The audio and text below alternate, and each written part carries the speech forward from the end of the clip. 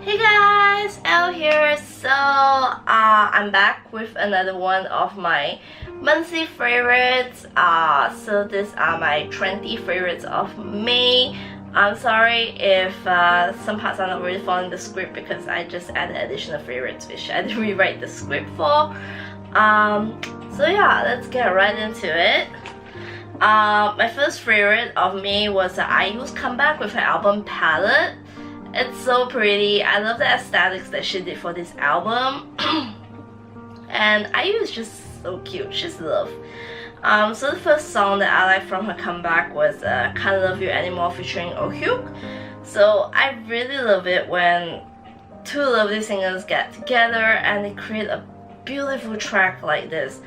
Okay, IU is known for like her metal sounds as well as Hyuk as well with his band Hyuk. But this song doesn't sound very mellow actually, and it adds a beat that will keep you hooked onto listening to it. Like, oh, it's just beautiful.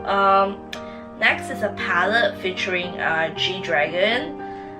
It's just so nice, and I know this was like Joan's favorite song as well. I love how honest the lyrics are, and you know, she talks about accepting herself as how she is now that she's 25 because she's grown up technically in the industry, and a lot of people have been saying a lot of stuff about her, and yeah, so she's like, you know what, I'm not 25, okay, I'm in Korean age, so I should just accept myself as who I am.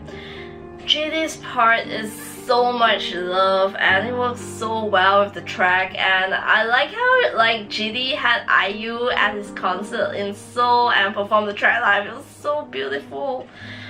This track is such a hook and it gets you totally addicted, and the music video, oh my god, the music video was such aesthetics love. If you love like pastels and all these really pretty aesthetic looks, you have to watch the video. It's so pretty.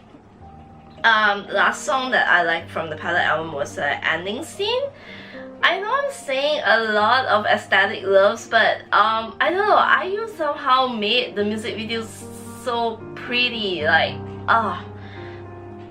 and you know, that's Kim Soo-hyun in this video, so I got a love for him too, and I kind of low-key ship this too, to be honest. Well, the song is actually quite sad considering she did go through a actual real life breakup recently, and it does make you kind of wonder, was the song written based on real life experience? Because the song is going back and forth between her feelings and the other party's feelings, and it makes it even more saddening because the both of them wish each other well, but they can't be well together. It's just so sad.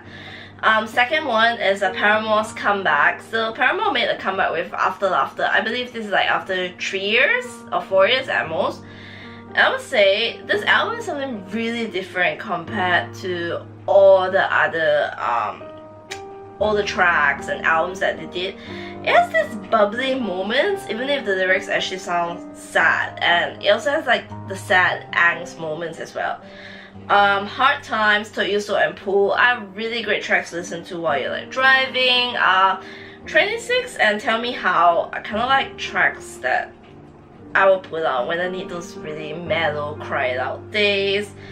Tell Me How is a track I will dedicate to someone who will not be named, but if they watch this video, they will know it based on the lyrics. It's a really great album to listen to as a whole. It definitely had the upbeat moments and also the lower mellow moments. Yeah, I really like it. Number 3 is Used To by Double K featuring Kriz. Okay. This came out on my recommended videos list on YouTube, so I decided to listen to it because it kept coming up. And you know, I heard about Double K before and I was quite pleasantly surprised by the song actually. It is a really good in-between K-hip-hop and K-R&B track, and it talks about a bad relationship but being so used to it that you wonder if there's even any point in starting the whole relationship over again. Number 4 is An Honest Mistakes mixtape. I went to the launch. You guys can watch the video, link in the description box below. So An Honest Mistake is a local band that I've been following for ages, and they're my friends as well. They released this amazing mixtape, and it consists of remix tracks, and it's so amazing. I have some of them in my YouTube playlist that you can go and listen to.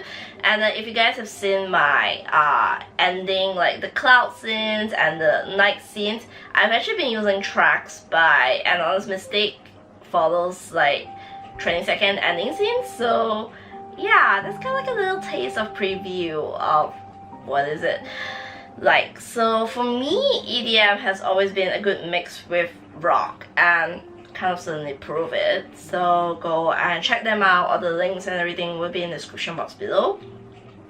Number 5 is A Good Night by 1%. To be honest, I don't have much information about this act, except that they are under brand new music, because that's where I first heard about this track. It is a very beautiful, mellow track that suits nights that are hard to fall asleep, to be honest. Number 6 is Invisible by Linkin Park. This track's lyrics would actually not be out of place if it was placed in 13 Reasons Why soundtrack, because the lyrics, they really speak of how you tell someone you care, even if it might hurt their feelings, and that, you know, if they ever felt invisible, you won't make them feel it now. It might sound a little early, Simple Plan-ish, but it's a very easy listening track. Number 7 is Wine by Suran featuring Changmo, and it's produced by Suga from BTS. This is the first song that Suga produced that is not for himself or for BTS. I love Suran's voice ever since I discovered her through Zico's Pride and Prejudice, because her voice is so unique, it's so beautiful. This track is kind of like talking about being drunk while remembering old memories, but you know, learning to forget it, and it has a very sexy, mellow vibe to it. I'm like, so yeah, what have you been listening to produce this kind of track? Yeah. Number 8 is Lesson by Dr. Moomin. I know of Dr. Moomin because of his collaboration with As If, also used to be known as Display, also used to be known as Call Me Too. He has so many names. But I just fell in love with his mellow, deep rapping. He titled this track as Lesson. I know this because he talked about this in a Instagram live stream that he did, that he wanted rappers to take a lesson on how mellow music does not necessarily need like mellow, sappy rap like relationships or breakouts, etc. So the producer who did this track is amazing, and I love the instrumental track of it too. He used to be called Kanashi Beats on SoundCloud, I believe, but now I think he's called Ahsoka. I will leave the link in the description box below. Number 9 is Eyes Closed by Halsey. Halsey just really keeps surprising me, and this track sounds like if The Weeknd decided to have her sing this track instead. And it's kind of like no surprise because he actually produced this track. I can't wait to see how the music video will be like, if there's one, because the song sounds so trippy. Like last track, I don't think there's a music video for it yet, but correct me if I'm wrong. Number 10 is BTS's Blood, Sweat and Tears, the Japanese version. The music video was trippy as hell, and it was filled with aesthetics here and there and everywhere. It's so pretty. I'm still amazed at how they can change just the language and make it sound like a new song and a fresh song. Also, for your information, they also released the Japanese versions of Not Today and Spring Day, which can be found on Apple Music. Yeah. Number 11 is Dance Dance by Day6. So, kind of like Day6 asking all of us to dance with them. I love how Day6 is preparing for like summer with like this happy, upbeat track. Number 12 is Young and Menace by Fall Out Boy. Okay, this track will not be out of place at a club or the rock concert because it matches like the beautiful sounds of EDM along with the hard-hitting Fall Out Boy songs. Like, it's so beautiful.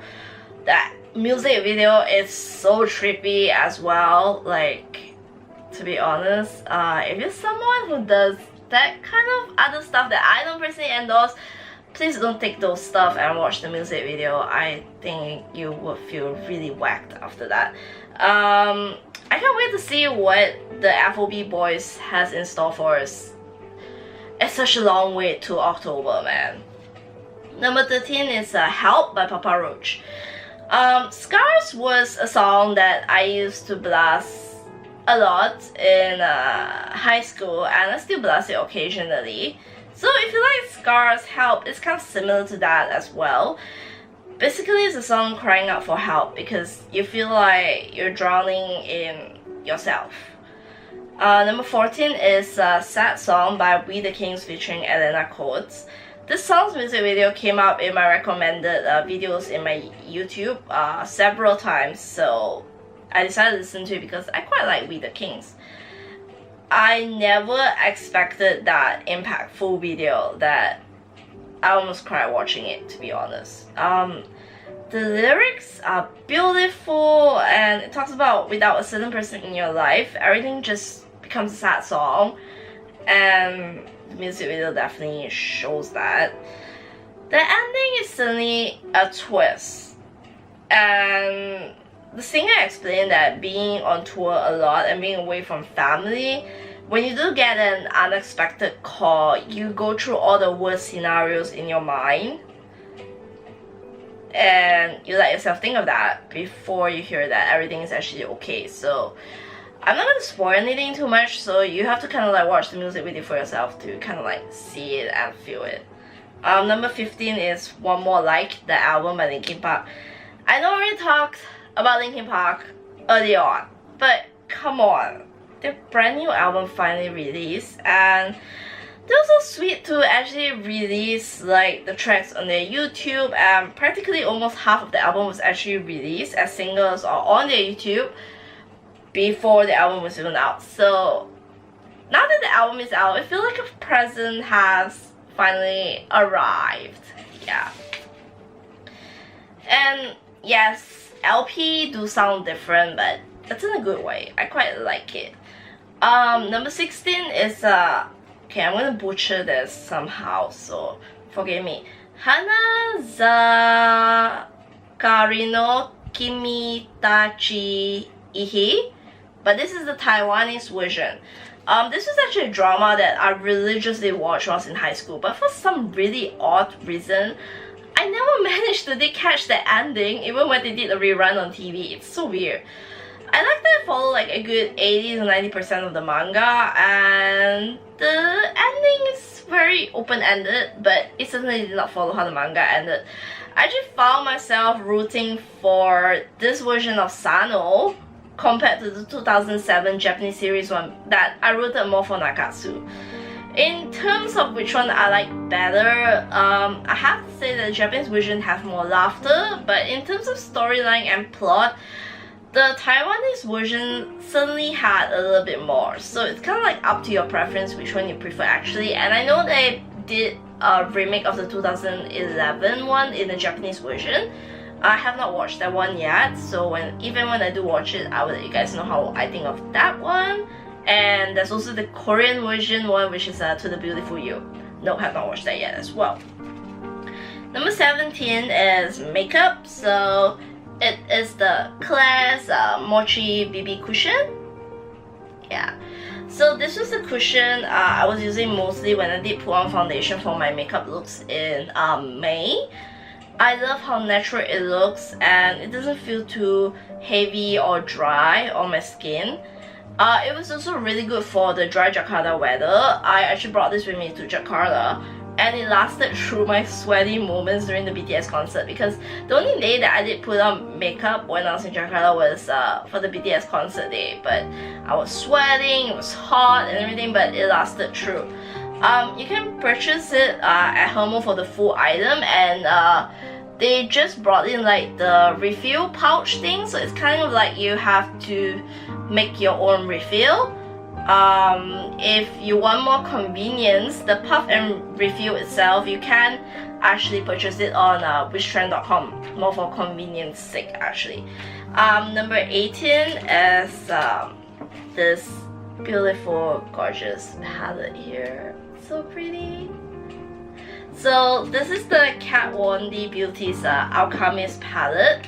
I'm gonna show you guys how it looks like inside. It's so pretty. Look at it. It's so pretty. Okay. This was a palette I fell in love with from the first swatch. I actually went into Sephora to just have a look and swatch it, and when I went to the bathroom, Oppa decided to go to Sephora because he was having my purse with him, so my Sephora card was with him, and he went to Sephora and surprised me with it because I was only planning to get the palette after my Jakarta trip. And yeah, so thank you, Oppa. It's one of those really rare moments that he actually purchased makeup for me. I usually purchase my own makeup and skincare, yeah. So I like that the colors are really pretty, and I love how pigmented they are. They're really pigmented, to be honest. I like using the pink color for highlight because it gives like this beautiful glow to my skin. The green is very nice minty green, and the purple is very nice lavender lilac-like color that is so pretty when the light hits it.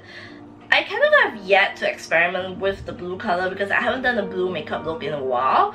So do let me know if you guys want a video of that, and also like makeup video of me using this. So let me know in the comment section below. Number 19 is obviously my birthday. So my birthday is one of my favorites because it's my birthday month. So yeah, I had good times with my friends, stuff like that. So I will leave like the links of some of the vlogs that I did in the description box below. And lastly, my last favorite of the month, number 20, was my hair makeover. It's faded a lot now, but it's faded to a color that I really like. So yeah, I will leave the video of my hair makeover, the link in the description box below as well. Thank you again, Sean from Sean Hair Studio. You always does the best amazing job for my hair. I really like it. So yeah, that's the end of my 20 favorites of me. So don't forget to like, comment, and subscribe. And I'll see you guys again in the next video. Bye! Hey!